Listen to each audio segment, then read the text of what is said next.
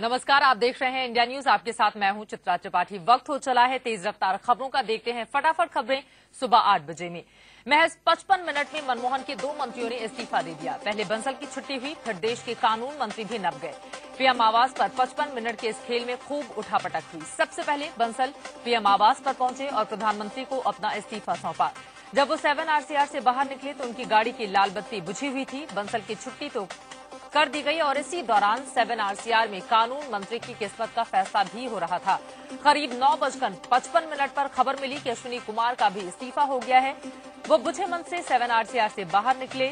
दोनों मंत्रियों का इस्तीफा मंजूर भी कर लिया गया।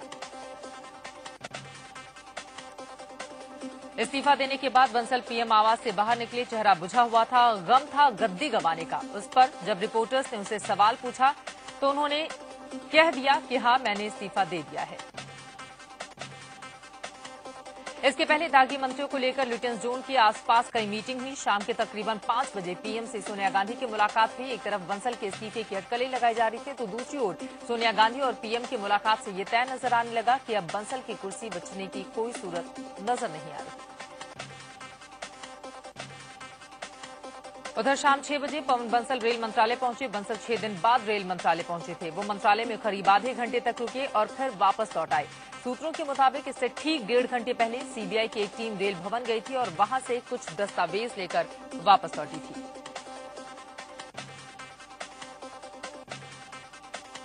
बंसल और पीएम एंड कंपनी की मीटिंग तो बस चंद मिनटों में ही खत्म हो गई, लेकिन कानून मंत्री की पीएम के साथ मीटिंग ज्यादा खिंच गई। कयास लगने लगे कि आखिर अंदर हो क्या रहा है।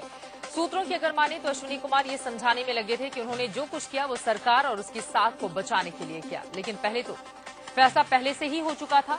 तो थक हार कर तकरीबन 1 घंटे की कोशिश के बाद कानून मंत्री ने इस्तीफा दे दिया। दोनों मंत्रियों के इस्तीफे के बाद सरकार की ओर से कोई बयान नहीं आया है। ऐसा माना जा रहा है कि सरकार की ओर से आज कोई बयान दिया जा सकता है। बंसल और अश्विनी कुमार के इस्तीफे पर सुषमा स्वराज ने ट्वीट किया है। सुषमा स्वराज ने लिखा है कि दोनों मंत्रियों के इस्तीफे से ये साबित होता है कि हमारी मांगे सही थी और सरकार इनका बेमतलब बचाव कर रही थी। बंसल और अश्विनी के इस्तीफे पर लेफ्ट पार्टियों ने भी तीखी प्रतिक्रिया दी है। सीपीआई नेता डी राजा ने इसे देर से उठाया गया कदम बताया। उन्होंने कहा कि सरकार अगर ये फैसला पहले ले लेती तो संसद की कार्यवाही पर असर नहीं पड़ता। रेल घूसकांड को लेकर चौतरफा घिरे पवन बंसल को टोटके भी बचा नहीं पाए और उनकी कुर्सी चली गई। पवन बंसल ने शुक्रवार को अपने आवास पर बकरे की पूजा की। उनकी पत्नी ने नजर उतारी लेकिन कुछ भी काम नहीं आया। भांजे की कारगुजारियां बकरे की पूजा पर भारी पड़ी और मामू को रेल मंत्रालय से रुखसत होना ही पड़ गया।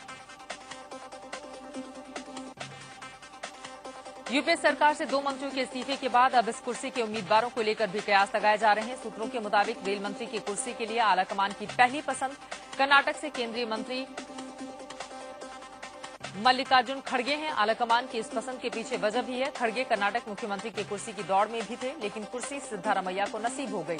अब आलाकमान खड़गे को मलाईदार मंत्रालय देकर उनकी नाराजगी दूर करना चाह रही है। वहीं कानून मंत्रालय का जिम्मा किसको मिलेगा, इसको लेकर 2 लोगों के नाम सामने आ रहे हैं। कानून मंत्री की कुर्सी या तो कपिल सिब्बल को मिलेगी या फिर मनीष तिवारी को मिल सकती है।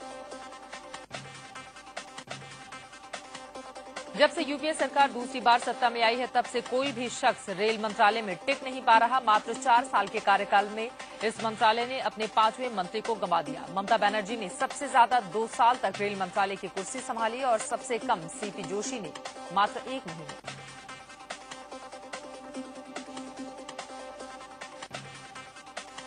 रेल मंत्री और कानून मंत्री के इस्तीफे को कांग्रेस के अंदर मनमोहन की हार और सोनिया की जीत के तौर पर भी देखा जा रहा है, लेकिन बीजेपी इसे कांग्रेस की हार और अपनी जीत मान रही है।